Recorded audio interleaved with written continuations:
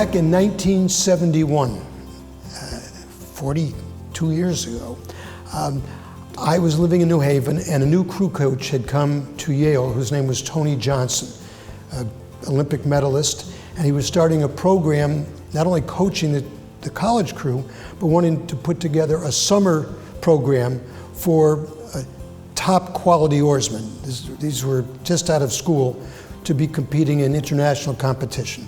So he called me, we got together, and we actually formed that club formally in '71. So for, I think, about 2 years, we competed on a national level and trying to represent the United States in the World Championships back then. And then there was a hiatus for me and for the club, I guess. And at some point in time, Norman Thetford, who claims to take credit for a lot of what he did, and it's well deserved, got together with a couple of guys. There was a single four that rowed 1 day a week. The stern pair was from the '56 Olympic crew, which was Dave White and John Cook. And then there's Bob McCartney and Joe Introcaso. Bob was an IBM manager and Joe was a dentist. And that was the extent of the club at that time. And this was 1975. And so Joe took up sculling and I filled his seat, the 2-seat. And we only rowed 1 day a week, and we'd row from Yale Boathouse to the greenhouse, about 4.5 miles, and back again. And that was it. It really began to grow around 1980, 81. We started to get a number of people who lived in the vicinity who were interested in fitness. The whole fitness craze was just starting up then. And we attracted several physicians who used to row for Yale or Cornell out of Waterbury. And at that point, they recruited others, and the club began to grow rapidly. So by 1980, we were rowing eights fairly regularly and beginning to compete in regattas other than the head of the Connecticut and the head of the Charles. It was a fledgling rowing club, as I could see it. It had about 20 members. I joined in 1982, and the club itself had its origins in 1972. So I joined 10 years after that, and it was still a very small group at that point. I think there were maybe 20 members, plus or minus, at that time. About a third women, 2/3 men. Very motivated from a wide range of relationships, families, jobs.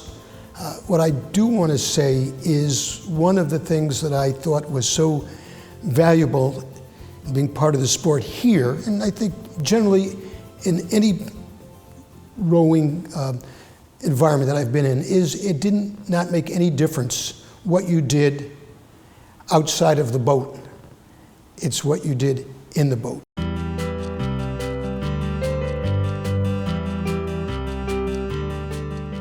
'81 was the first year we went to Europe at the suggestion of Chris Keggy, who was one of the fellows from Waterbury, a orthopedic physician. And we hired a coach, Dave Vogel, who was at that time coaching Yale lightweights. And he gave us a few pointers, and we went over there and came in second, decided we needed more coaching and a little more training, and that really took off. That was just 4 guys and a coxswain who went to Europe that year. The Toronto thing was wonderful.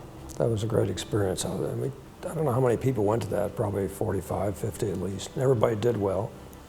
And it was, as I said, an international regatta, so there were people from around the world. It was fun to see that.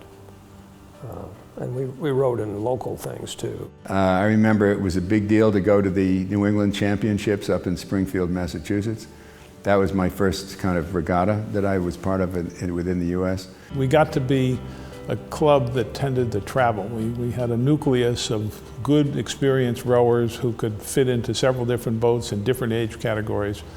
And if you had New Haven in one of your regattas, you could consider yourself as having arrived. That we were considered very good competition, and so if New Haven came to your regatta, it was a good sign.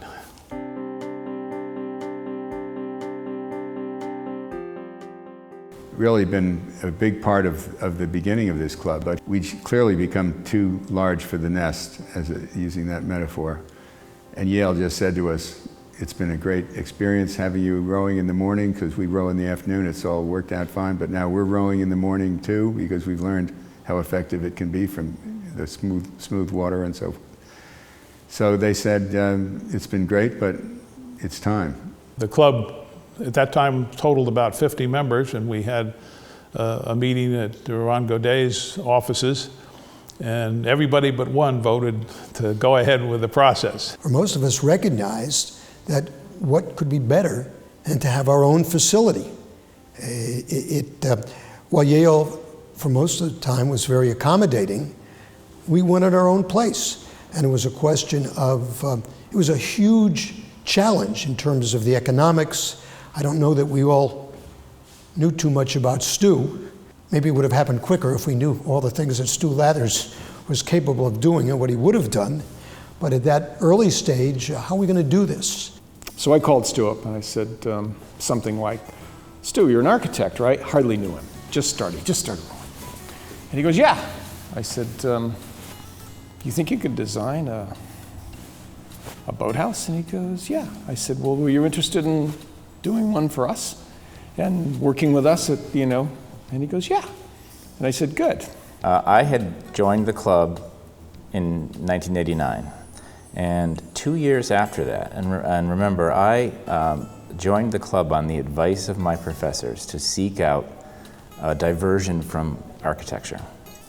And so I was enjoying the high times of learning how to row well and competing in races, and it was wonderful.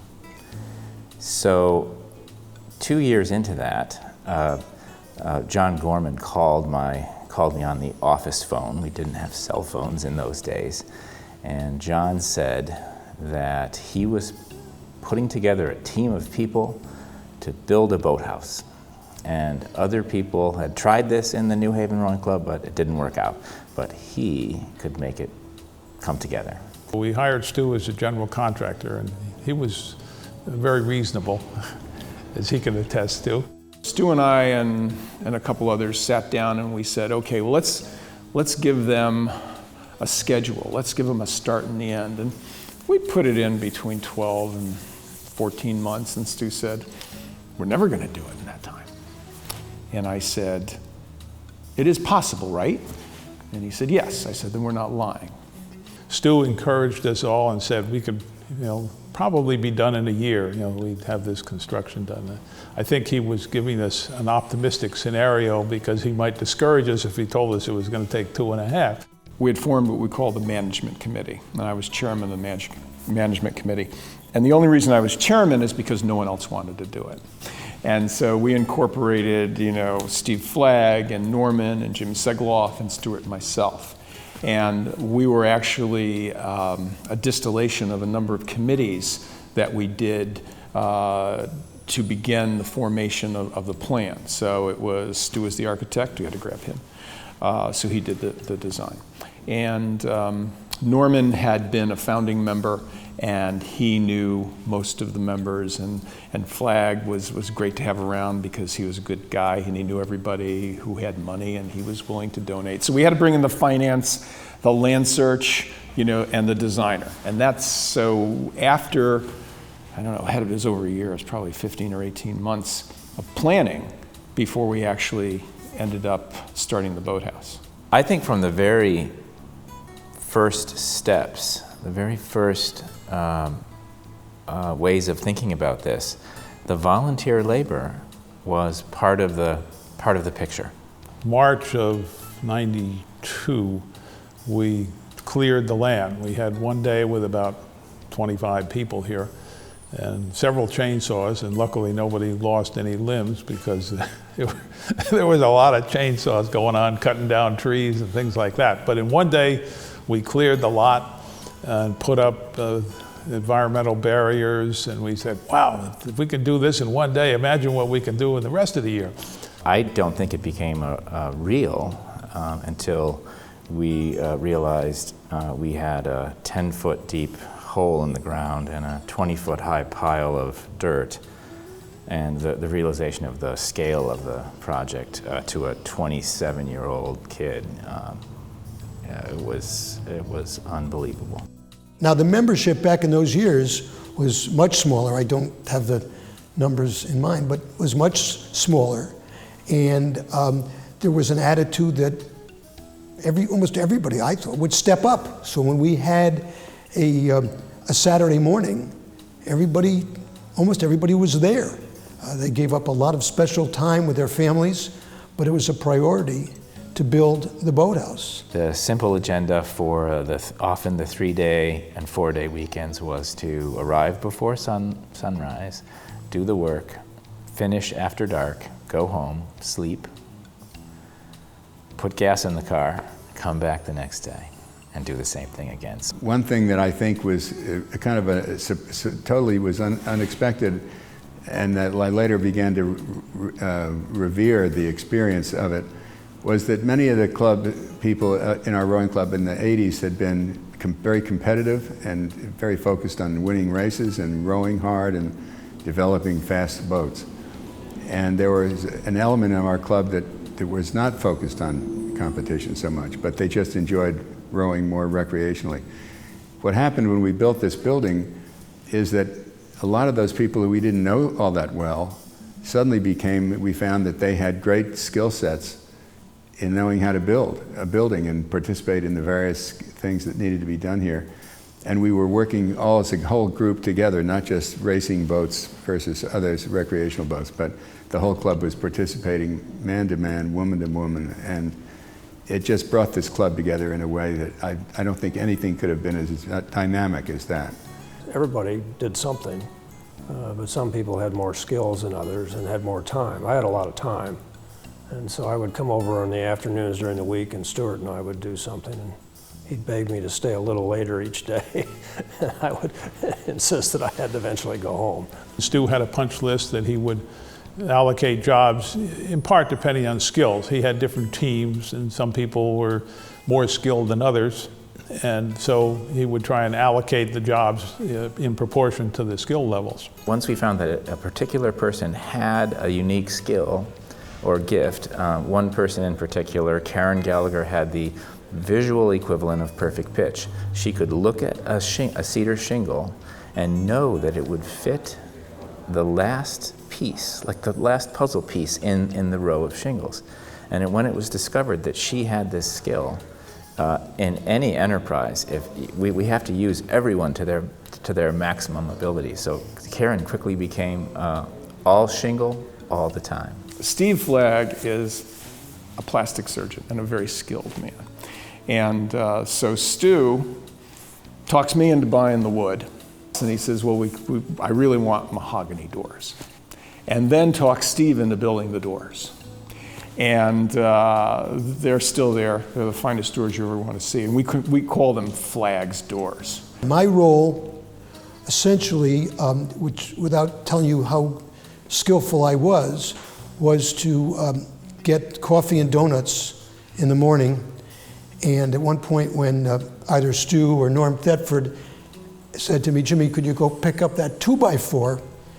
And I wasn't really sure what a 2x4 was. It then became even clearer to everyone that my role, although I'd have a role, it would not be the kind of role that some of these people had who were in there hammering and sawing and just building this facility. They happen to have those skills. At 27 years old, I was likely the night before looking at my how to hang a door book at home, okay, to be able to, with authority, the next day, say it as if I meant it, right? We went out, going out to buy a plumbing book one night. So we would do a bit of last-minute extra study prep to be able to come out on that Saturday morning and be able to take the ball and move it down the field.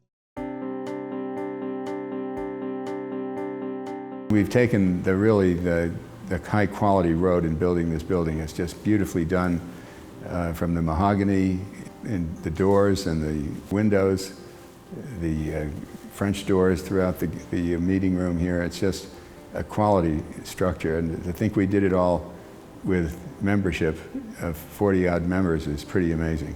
I think the members did virtually everything. The members poured the concrete footings and walls, tied the steel reinforcement in the foundation structure. Of course, they erected the frame of the building and did the deck, built the walls, installed the windows. With the help of a skilled captain, the members did the plumbing, electrical, and heating and cooling. It was fascinating to be, for me, as a 27-year-old person, trying to be in charge of people, many of whom were eminent in their various professions and weren't used to taking advice, let alone an order from anyone, really, in their daily experience. It was fascinating as a learning process to try to be constantly devising a new way of working out the team assignments. We would always find a job for anyone. For example, Jen's father, John, would say, he would come over to me and he would say, Stuart, I see that, this was before I really got to know his daughter. Okay, so this is rewind the tape before that time. He would say, Stuart, I see that you're carrying those big pieces of wood. And I see that it takes you some time to get one from the pile and haul it up that story and move it to be installed. And my friend Gordon and I, we will move that entire pile.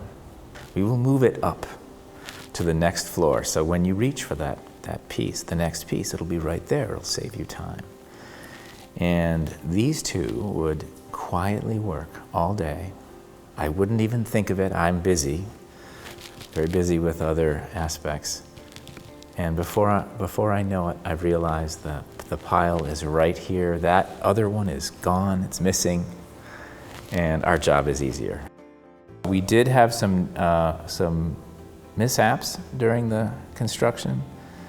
We were working our plumbing, running our plumbing through our timber frame, and we did make a hole in the floor. And one of our instructions to our volunteers was to stay in this room, and we have our hole in the floor, and when the copper pipe comes through that hole, all you have to do is grab it. So we did go down to the other room, and we were getting ready, the plumber and I were getting ready to get that new piece of copper up through the hole, and of course we looked up to the hole in the ceiling, and we see the eyeball looking through, and we saved ourselves from a certain terrible thing happening.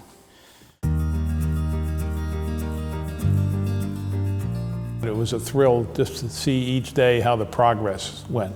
And when we finally got the certificate of occupancy in June of '94, we were basically on top of the world. We had a black tie dinner. We got more done in the week before that celebration than we had done in the previous 6 months, I think. Anyway, everybody was trying to get done and fix it up. So we had a big celebration and a black tie dinner, and we were off to the races. We had done something that was really unusual and unique, and it brought the club together. We went from the unwanted cousin at Yale, which, by the way, was a legitimate position for us, to the whole construction and the close-knit group that built this, to a very stable, organized club that it is today. It's just a great group of people, and we were all able to just work together and have a wonderful time. And it's just every time I come to the building, I just am amazed at how wonderful this achievement was. I think the results were beyond anything I would have envisioned, coming off now with 20 years hindsight, seeing what we've done and how it's worked and how folks react. We went through a bit of a dry spell during the construction because we weren't able to row very much. But that's now come back. We have very good men's program and women's program. We have top 8s that are in the top 10 in the head of the Charles, which is doing something. And we have a nice generation of experienced rowers and ones that we've taught who are continuing the reputation of the New Haven Rowing Club as being a very competitive club. I first became involved in New Haven Rowing Club in 1981 when my father joined the club. I started rowing with New Haven in '93. I think my mother started in about '87. And then I met Stu in '93. And we have an 11-year-old daughter who we hope someday will row, maybe here, maybe not. But so I am a second generation New Haven Rowing Club member. It's a part of a family. It's a real extended family type experience. And it's just been a thrill. Oh, I thoroughly enjoyed it. I mean, I met a lot of people that I didn't know, and we had the commonality of rowing, but there were other things too. We've sponsored 2 regattas ourselves, the Derby Sweeps Regatta and the Head of the Housatonic, both of which have become mainstays on the circuit. The Head of the Housatonic, which was just 2 days ago or 3 days ago, was very successful, over 700 entries, and rivals on a per-day basis the Head of the Charles, which predates us by some years. And we also train people how to row. We've recruited a number of people and trained them over the years, and many of them have been successful and are in our top boats. Tremendous amount of volunteerism. We do a lot of programs and offer opportunities for people to join, to come out and learn to row, and it's promoting the sport of rowing in the community, which is what we're doing. One of the things that we've developed in the last maybe 6-7 years is to have a junior rowing program with the Hopkins School, which has now been going on very successfully, and they have that has allowed us to teach rowing at a junior level, which I think is part of that mission statement of expanding and advancing rowing in this region. Oh, it's a huge part of our life. It has been for a long time, but I think it's a wonderful group of people, and we've got a really, right now I think there's a lot of really competitive rowers, and it's great to see that that's happening again, kind of ebbs and flows in terms of how competitive we are and how many new members we draw in if we don't, wear them out by their volunteer hours from our regattas or, cleanups or whatever. But I think there's a lot of positive energy right now. It's certainly a transition time for the club. A lot of the older members are sort of, slowing down a little bit. And but I think it's an exciting time. I think there's a huge future for New Haven Rowing Club. My goal is to see the club continue to expand and develop. And toward that end, I'd like to see the downstream property developed into another 2.5 bay facility to both store boats and have additional training space and a shop so boats can be repaired and allow our club to expand. Clubs that don't expand don't always prosper. And we have such a great tradition here that it would seem to be an ideal opportunity to expand our operations and for the next generations to come. I would just say that, the people that are here have one common interest, and we range from every different part of society, economically, professionally, and the only thing that really matters is when you get in a boat, it's how you handle an oar. Everything else is unimportant as a member of the club.